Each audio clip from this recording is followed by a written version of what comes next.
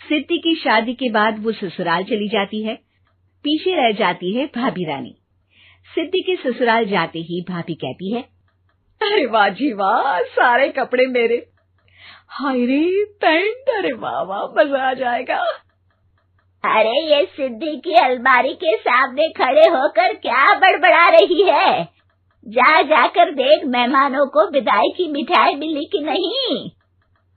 अब हाँ माँ जी, क्यों नहीं, लेकिन पहले कपड़े तो बदल लूं।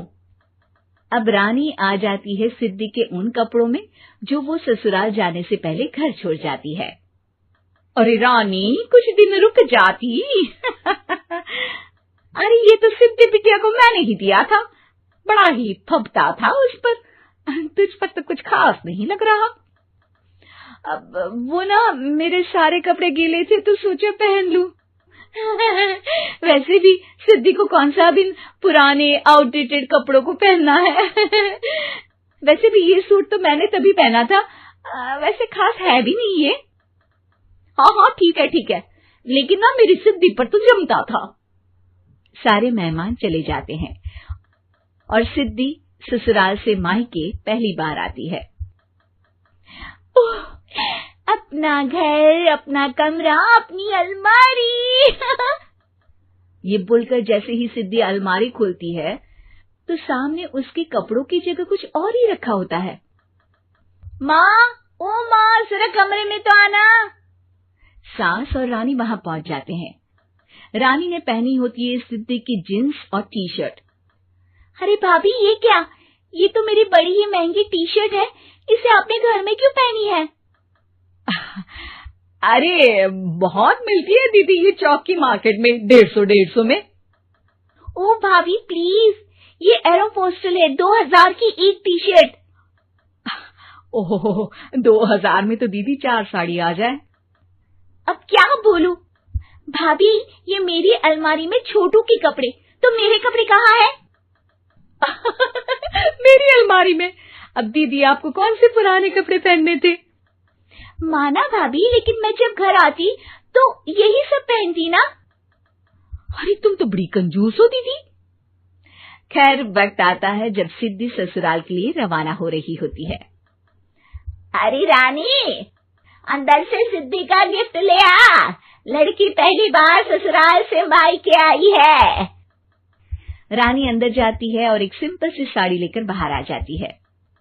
ये लीजिए माँ जी।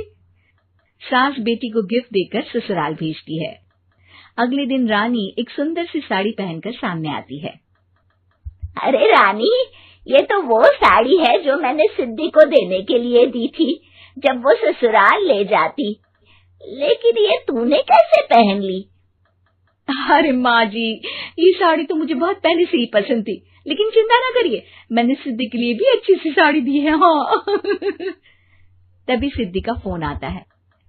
क्या माँ, कुछ अच्छा तो दिया होता ससुराल ले जाने के लिए। अरे पहले दिखा दिया होता। ये चमकते हुए पैकेट में नौकरानी वाली साड़ी मत दिया करो माँ। अरे बेटे, वो तेरी भाभी ने ना गलती से उससे पैकेट बदल गया। हाँ, मैं कल ही तेरे भाई के हाथ से तेरा वाला पैकेट भेज दूंगी।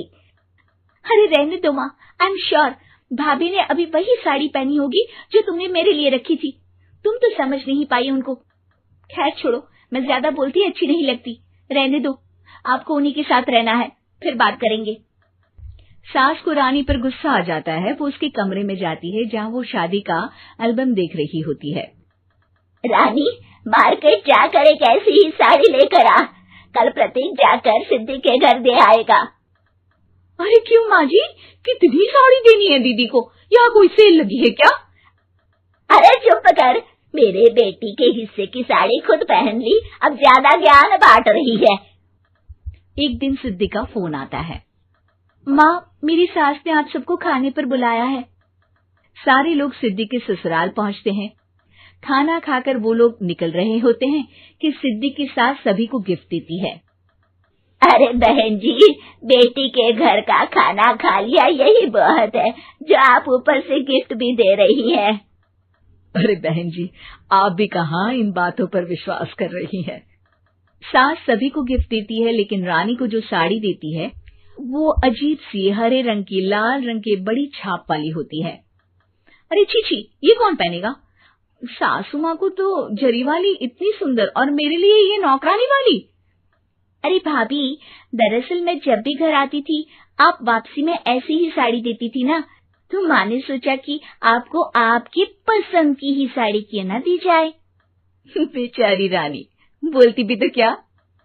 सिद्धि और सास रानी का चेहरा देखकर हंसने लगती है, तो रानी समझ जाती है कि अपने ही बिछाए जाल में वो फंस चुकी है।